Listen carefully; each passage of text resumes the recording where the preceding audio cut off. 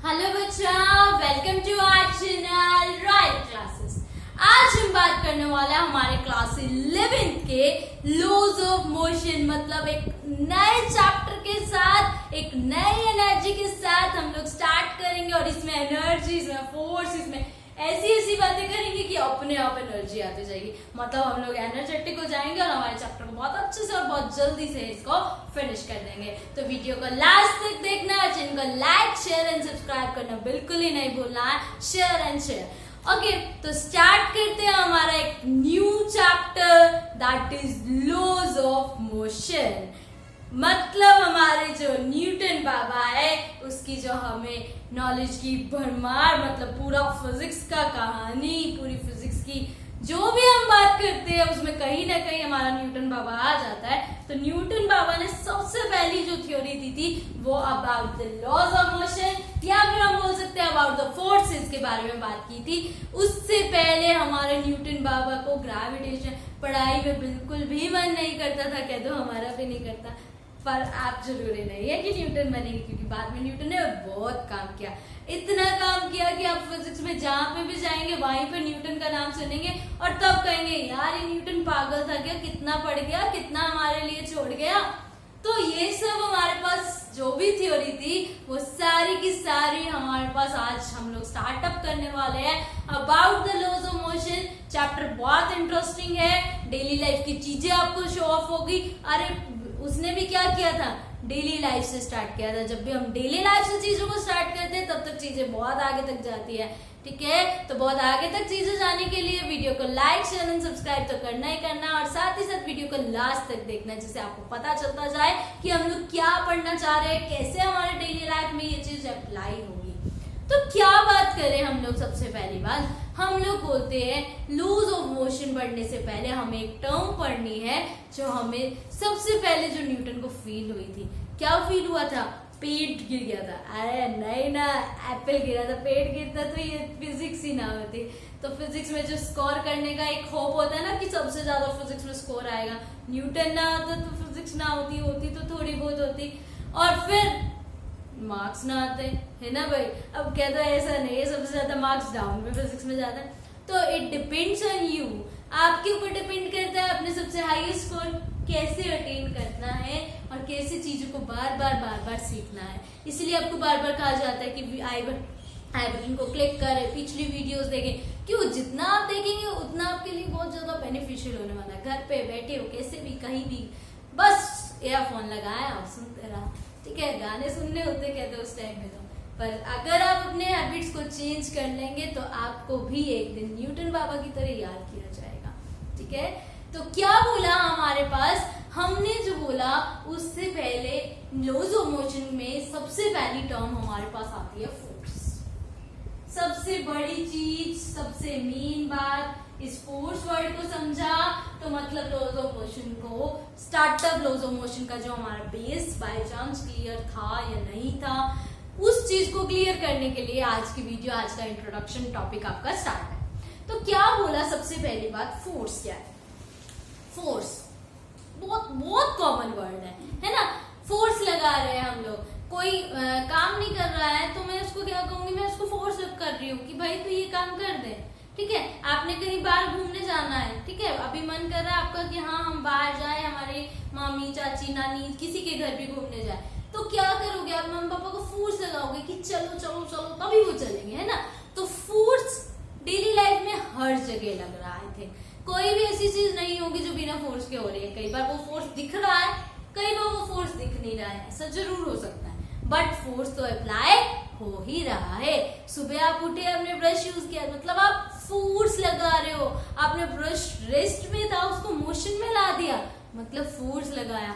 मतलब घूम फिर के कोई बात कर लो, अपनी कोई ऐसी सिचुएशन सोच लो अपनी लाइफ की जहां पे फोर्स लग रहा है। ठीक है, जिसको एक एग्जांपल आ रहा है फटाफट से कमेंट बॉक्स में डालो कि हाँ जी यहाँ पे फोर्स लग रहा है। तो क्या देखा हमने, पहली बात कि फोर्स जो है वो बेसिकली क्या है, फोर्स एक फिजिकल क्वांटिटी है जो क्या कर रहा है, किसी भी ऑब्जेक्ट को, लाइक फुटबॉल खेल रहे हो, फुटबॉल खेलते खेलते बॉल अभी रेस्ट पे पड़ी है, आपने जाके एकदम से किक किया, किक किया मतलब आप उस बॉल को किस में ले आए हैं, मोशन में ले आए हैं। तो आपने अप्लाई क्या किया, ऐसे तो मोशन में नहीं है, आपने उस बॉल को कहा ओए चल चल चल, नहीं चली ना वो, आपने अप्लाई किया मस्कुलर फोर्स, अपने पैर की जो फोर्स है वो आपने लगाया, किक किया, तभी वो बॉल मूव करी। तो मतलब फोर्स क्या कर रही है, किसी भी ऑब्जेक्ट को रेस्ट से मोशन में ला रही है। पहली बात, फोर्स क्या कर रहा है हमारे पास, फोर्स का इफेक्ट क्या है,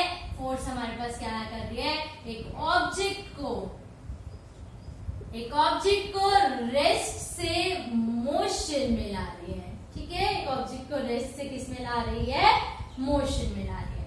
सेकेंड बात क्या कर रहा है ऑब्जेक्ट, अब बॉल चलती जा रही है, आपने जाके आगे खड़े हो गए, बॉल के आगे पैर लगा लिए, बॉल रुक जाएगी, ये तो नहीं कहेगी हट जाओ मुझे आगे जाना है तुमसे, मैं नहीं रुकूंगी, नहीं, बट वो रुक जाती है। मतलब आपने क्या अप्लाई किया, यहाँ से मस्कुलर फोर्स अप्लाई किया जिससे आपकी बॉल रुक गई। तो फोर्स जो है वो ऑब्जेक्ट को रेस्ट से मोशन में तो लाती है और ऑब्जेक्ट को मोशन से रेस्ट में भी लेकर आती है। ठीक है, रेस्ट टू मोशन भी और मोशन टू रेस्ट भी। फिर बात आती है हमारे पास और क्या करती है, अब बॉल है, क्रिकेट खेल रहे हैं, आज तो सिर्फ खेल रहे हैं हम लोग, है ना, क्रिकेट खेल रहे हैं तो क्या होता है, बॉल आई, क्रिकेटर ने ऐसे, बैट्समैन ने ऐसे मारी, तो उसकी डायरेक्शन क्या हो गई, चेंज हो गई। पहले वो किसी डायरेक्शन में आ रही थी, अब आपने बॉल को जैसे ही मारा, क्रिकेटर ने जैसे ही मारा, बॉल की डायरेक्शन चेंज हो गई। तो मतलब फोर्स क्या करती है, force changes the direction of motion, direction of motion को ये क्या कर देती है, चेंज कर देती है।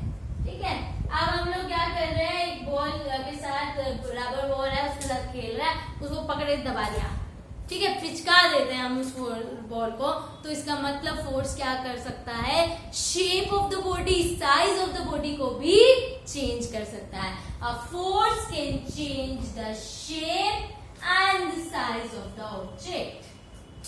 इतना कुछ हमारे पास कर सकता है, तभी तो पूरे डेली लाइफ में हर जगह हमारे पास फोर्स ही फोर्स लग रहा है। इतने गेम्स बता दिए, सब में फोर्स लग रहा है। डेली लाइफ का कोई एग्जांपल ले लिया, उसमें फोर्स लग रहा है, आप उठ रहे हो, बैठ रहे हो, हर जगह क्या लग रहा है, फोर्स ही तो लग रहा है। बट डायरेक्शन, चीजें, बातें, हर में अफेक्ट, ये चारों बातें उसकी अफेक्ट है कि भाई रेस्ट से मोशन, मोशन से रेस्ट, डायरेक्शन, शेप, साइज, ये सब क्या है, उसके इफेक्ट्स हैं। तो वो इफेक्ट्स हमें क्या हो रहे हैं, शो हो रहे हैं। तो उस इफेक्ट्स को शो होने को ही हम लोग क्या कहते हैं, वी आर अप्लाइंग फोर्स। यहाँ पर क्या अप्लाई हो रहा है, फोर्स हो रहा है। ये जस्ट हमारे पास अभी थ्योरेटिकल कंसेप्ट है, क्योंकि हम लोग स्टार्टिंग कर रहे हैं चैप्टर का। आगे आगे चल के हम लोग फोर्स की न्यूटन सेकंड लॉ की हेल्प से, अभी सेकंड लॉ ही नहीं पढ़ा तो कैसे पढ़ सकते हैं इसकी मैथमेटिकल टर्म्स, है ना। तो न्यूटन सेकंड लॉ जो है इसकी मैथमेटिकल टर्म्स देता है। मैथमेटिकल टर्म हमारे पास देखने के लिए हमें क्या देखना पड़ेगा, न्यूटन्स के लॉज, जो हमारे पूरे चैप्टर का नाम है। चैप्टर के नाम के बारे में ही आज हम डिस्कस कर रहे हैं, about the laws of motion. Motion के लॉ होंगे और किसने दिए थे, हमारे न्यूटन बाबा ने। तो हमारा जो लॉ का नाम होगा वो क्या हो जाएगा, Newton laws of motion. Newton laws of motion, सबसे पहले इसने 3 लॉ दिए थे जिससे पूरा न्यूटन का मोशन का इफेक्ट जो है वो शो हो गया था। तो क्या कहा था उसने, पहले लॉ ने बोला उसने, न्यूटन के फर्स्ट लॉ ने, अगर कोई ऑब्जेक्ट मेरी रेस्ट में है, if an object is at rest then it remain at rest for rest period. Like अभी आपको कह दिया जाए आपने घर पे बैठ के आराम से मूवी देखनी है, फ्री में आपके नंबर लग जाएंगे, फ्री में आपके टेंशन सब खत्म, क्या करेंगे, आराम से पूरे बेड पे बैठ के मूवी चला के आराम से बैठेंगे, रेस्ट पे हो। अगर ऑब्जेक्ट रेस्ट में है तो रेस्ट में रहना पसंद करती है। अगर ऑब्जेक्ट मोशन में है, आपको बाइक दे दी जाए, भाई घूम, इसमें फुल पेट्रोल है, घूम जितना घूम सकते हैं, तो आप मोशन में ही रहेंगे। यूं नहीं करेगा कि नहीं आज रख देते कल चल जाएंगे, भाई कल वापिस ले ली तो, है ना भाई, आज ही घूम लो जितना घूम सकते हैं। तो क्या हुआ, अगर ऑब्जेक्ट मोशन में है तो वो मोशन में ही रहने वाली है। कब तक, ऐसा तो नहीं है कि भाई बाइक दे दी, पेट्रोल भरवा के एक बार दे दी, अब चलती रहेगी, ना जी, ऐसा नहीं हो सकता। कुछ ना कुछ तो टीएनसी अप्लाई होती है। तो क्या बोला, कब तक ये कहानी होगी, until any external force is applied on it, जब तक बाहर का कोई एक्सटर्नल फोर्स नहीं आ जाता तब तक ऑब्जेक्ट अगर रेस्ट में है तो आप रेस्ट में रहेंगे, मोशन में है तो मोशन में रहेंगे। अभी आप मूवी देख रहे थे आराम से बैठकर, मम्मी आ गई और मम्मी ने बोला मैंने तुझे पढ़ने के लिए बोला था, मैं 2 मिनट बाहर क्या गई, तू टीवी देखने बैठ गया, ये वो फलान ढिंगान, वो फोर्स लगा रही है।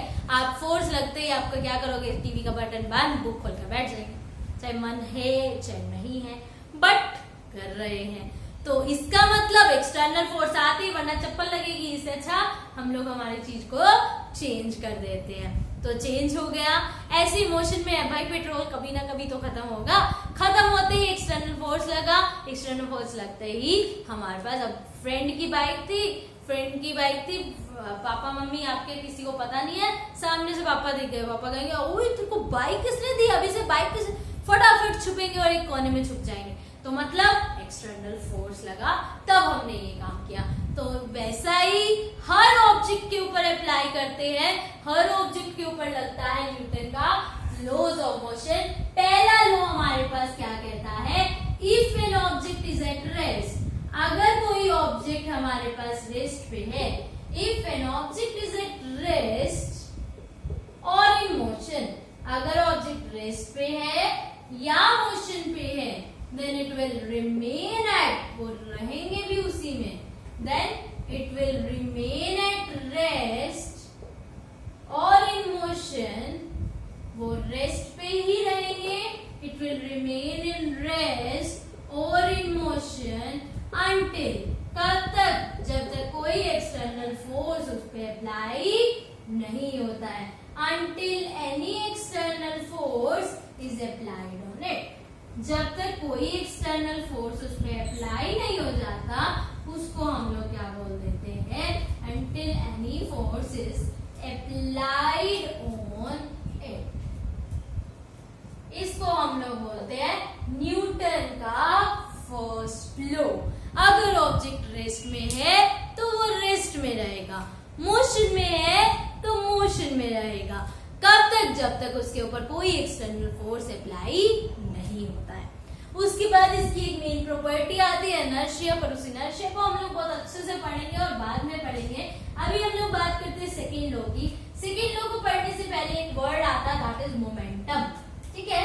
उस मोमेंटम के बारे में अभी हम लोग थोड़ा सा डिस्कस कर लेते हैं, बट बाद में हम लोग उसके बारे में पूरा पढ़ेंगे, मोमेंटम में क्या सिचुएशन है। मोमेंटम हमारे पास क्या कह देते हैं, मेजर होता है किसी भी ऑब्जेक्ट के मास का, किसी भी ऑब्जेक्ट की वेलोसिटी का। इस मोमेंटम को हम लोग डिनोट करते हैं P से, it is a product of mass and velocity. Mass और वेलोसिटी के प्रोडक्ट को हम लोग नाम दे देते हैं मोमेंटम, ठीक है। क्या है कैसे है सब पढ़ेंगे, पर थोड़ा सा टाइम के साथ। अभी हम पढ़ते हैं पहले न्यूटन का सेकेंड लॉ।